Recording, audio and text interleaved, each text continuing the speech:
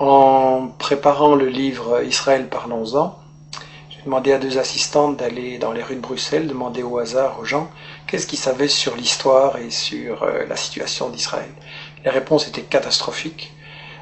Il y a en fait une ignorance du public, et je pense que cette ignorance n'est pas due au hasard. Ça fait 60 ans que les médias européens, qui se disent les meilleurs du monde, informent le public, et on constate qu'en fait le public ne sait pas l'essentiel. Je pense que c'est dû à une opération de propagande israélienne relayée par les médias, et je l'ai résumé dans ce que j'ai appelé les 10 grands médias mensonges qui justifient Israël.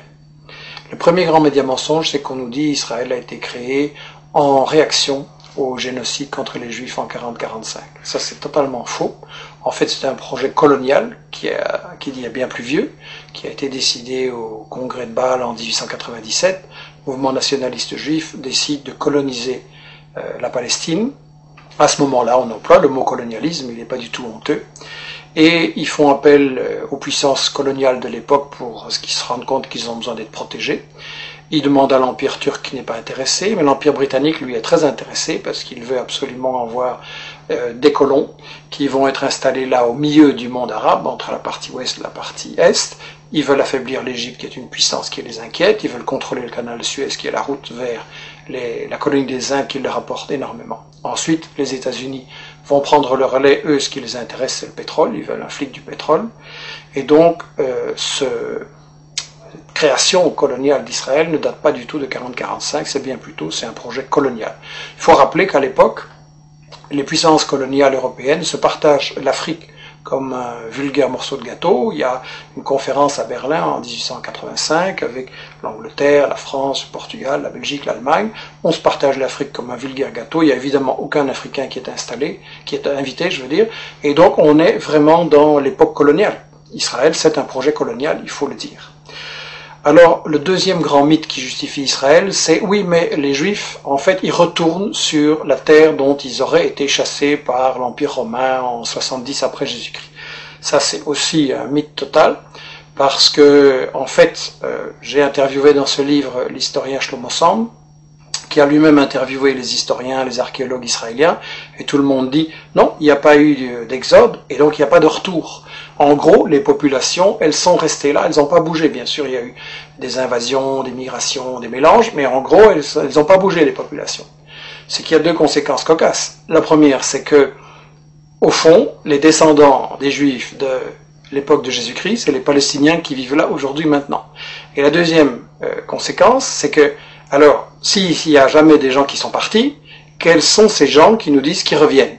En fait, ce sont des convertis, des Européens de l'Est, de l'Ouest, des Maghrébins, qui se sont, à différents moments, pour différentes raisons, convertis à la religion juive. Et en fait, comme dit Shlomo Sand, le peuple juif, ça n'existe tout simplement pas. Il n'y a pas d'histoire commune, il n'y a pas de langue commune, il n'y a pas de culture commune, il y a juste une religion. Mais une religion, c'est pas un peuple. On ne parle pas de peuple chrétien, de peuple musulman, et donc pas de peuple juif non plus. Alors, le troisième grand mythe, c'est l'idée que, en fait, c'est pas grave s'ils se sont installés là en Palestine pour coloniser, parce que nous dit-on, c'était un désert, c'était une terre sans peuple, donc c'était vide. Ça aussi, c'est un mensonge total. En réalité, les témoins de l'époque, déjà au 19e, début 19e, disent la Palestine, c'est un océan de blé. Il y a des cultures et des exportations, notamment vers la France, de l'huile, du savon, les fameuses oranges de Jaffa. Et d'ailleurs, quand les colons britanniques et puis les colons juifs vont vouloir s'installer en Palestine à partir de 1920, les paysans palestiniens refusent de céder leurs terres, et donc il y a des révoltes, il y a des grèves générales, il y a des manifestations avec de nombreux morts, il va même y avoir une guérilla en Palestine, donc c'était tout sauf un désert, et tout ça n'a été brisé que par une répression très très féroce de l'occupant britannique et des sionistes ensuite. Alors on nous dit, oui c'est vrai, il y avait des Palestiniens, mais enfin ils sont partis d'eux-mêmes. Ça aussi c'est faux. J'ai cru ça moi longtemps, et tout le monde a cru ça, et ça a été la grande version officielle d'Israël, jusqu'à ce qu'on a appelé les nouveaux historiens israéliens, Benny Morris qui est interviewé dans les livres, Papé et d'autres disent non, les Palestiniens ont été chassés par la violence, par la terreur, par toute une opération systématique pour les expulser en fait du pays, pour vider la terre de ses habitants. Donc ça c'est encore un mythe absolu, et ça c'est pour, disons, la partie historique. l'histoire d'Israël, tout ce qu'on nous cache, qui est très très important à comprendre. Et ensuite, ce qu'on nous dit sur la période actuelle, c'est que de toute façon, Israël, c'est la seule démocratie au Moyen-Orient et que donc il faut la défendre, c'est un État de droit. Premièrement, c'est pas un État de droit, c'est le seul État au monde où la Constitution ne fixe pas les limites du territoire. Dans tous les pays du monde, il y a une Constitution qui dit le territoire il commence là, il s'arrête là, et ça c'est notre pays. Israël non, parce qu'Israël c'est justement un projet d'expansion qui n'a pas de limite, et il y a donc une Constitution en plus totalement raciste qui dit que Israël c'est l'État des Juifs. Ce qui veut dire que les autres sont des sous-citoyens, des sous-hommes, et donc c'est la négation même de la démocratie, une constitution pareille. Donc Israël n'est absolument pas une démocratie, et je voudrais dire que en fait, Israël c'est le colonialisme, c'est le vol de la terre, c'est le nettoyage d'une population, ça ne peut pas être considéré comme une démocratie.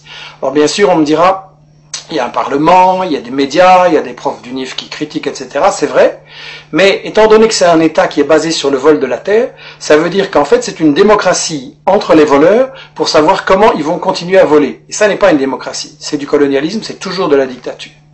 Alors on nous dit que les États-Unis, eux, ceux qui cherchent à protéger, en protégeant Israël et en mettant plus de 3 milliards de dollars d'aide militaire en armement chaque année pour aider Israël à bombarder et attaquer ses voisins, on nous dit que les États-Unis, ce qu'ils veulent, c'est protéger la démocratie au Moyen-Orient. Bien.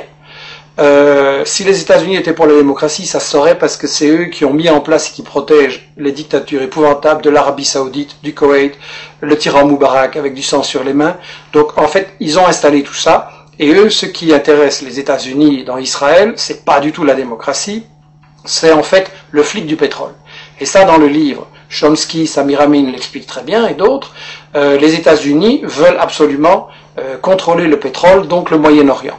Ils veulent briser tout État qui pourrait résister à ce projet et qui n'accepterait pas de donner son pétrole pour rien. On l'a vu avec les guerres d'Irak, on l'a vu avec d'autres agressions.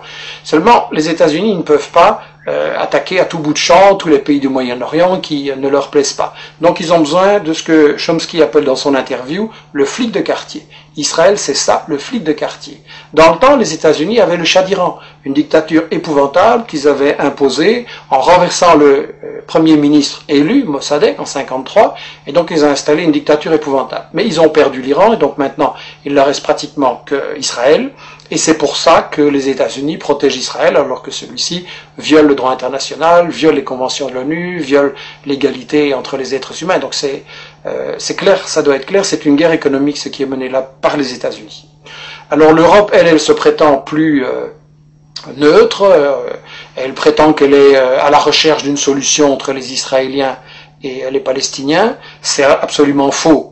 Solana, qui était le ministre des Affaires étrangères de l'Europe, a déclaré il n'y a pas longtemps à Israël, vous êtes en fait le 28e État membre de l'Union européenne. C'est l'industrie européenne de l'armement qui finance et collabore avec l'industrie israélienne de bombardement, de l'armement, pardon. On a des gens comme Lagardère en France et Dassault qui sont tout proches de Sarkozy et qui collaborent avec l'industrie de l'armement israélienne. Et en plus, lorsque les Palestiniens ont élu leur gouvernement, l'Union européenne a refusé de le reconnaître. Elle a clairement donné le feu vert à Israël pour bombarder Gaza. Et donc là, ça doit être très clair que quand Netanyahou, Barak, Olmert et tous ces gens-là bombardent les Palestiniens, c'est Sarkozy, c'est Merkel et c'est les gouvernements européens en même temps qui bombardent. Ça, c'est quelque chose qu'on doit dire clairement à notre opinion. Alors, quand vous dites ce genre de choses, quand vous racontez la véritable histoire de la Palestine et d'Israël, quand vous montrez les intérêts scandaleux des États-Unis et de l'Europe, alors tout de suite, évidemment, on essaye de vous fermer la bouche en disant que vous êtes un antisémite. Enfin bon, disons un raciste anti-juif. Il y a une chose qui doit être très claire. Quand on critique le gouvernement d'Israël, on n'est pas raciste anti-juif, au contraire, on critique un gouvernement qui nie l'égalité entre les êtres humains, entre les juifs et les musulmans. Et donc on veut au contraire que soit possible un avenir, une paix, une entente entre les juifs, les musulmans, les chrétiens et les laïcs au Moyen-Orient, et c'est pour ça qu'il faut arrêter le gouvernement d'Israël dans ses crimes, parce qu'il ne fait que semer la haine, et c'est sa stratégie, semer la tension, semer la haine. Alors là, ils répondent, et les médias relayent souvent l'idée, oui, mais les Palestiniens sont violents, c'est du terrorisme, etc. Je voudrais dire une chose. La vraie violence, c'est le colonialisme, c'est l'armée d'occupation israélienne qui a volé leurs terres, leurs maisons aux Palestiniens depuis 60 ans. C'est l'armée israélienne qui empêche les Palestiniens d'avoir une vie normale. Vous avez des checkpoints pour aller de votre maison à votre bureau, vous avez des checkpoints, vous devez parfois attendre 1 heure ou une journée. Il y a des femmes enceintes qui sont mortes parce qu'elles étaient bloquées par l'arbitraire des soldats israéliens au checkpoint. Donc, la violence, en fait, c'est l'occupation. Et je voudrais dire une chose, l'ONU, dans ses textes fondamentaux, reconnaît le droit de tout peuple colonisé, de tout peuple occupé, de résister par tous les moyens qu'il juge bons. Donc la résistance est légitime et la violence, c'est l'occupation et c'est tout. Et évidemment, le problème que beaucoup de gens se posent, c'est que face à tant de haine qui sont semées volontairement par Israël et ceux qui le soutiennent, les gens pensent, oui, c'est un conflit qui va durer toujours, il n'y a pas de solution, il y a trop de haine, etc. Il faut savoir que la solution, elle existe. Parce qu'en fait, les grandes organisations palestiniennes, dès le milieu des années 60, ont proposé une solution très démocratique et très simple, à savoir un seul État, sans discrimination, où il y aurait une égalité de droits entre les juifs, les musulmans, les chrétiens et les laïcs. C'est la définition même de la démocratie, un homme, une femme, une voix. Et Israël a toujours refusé de négocier ces solutions.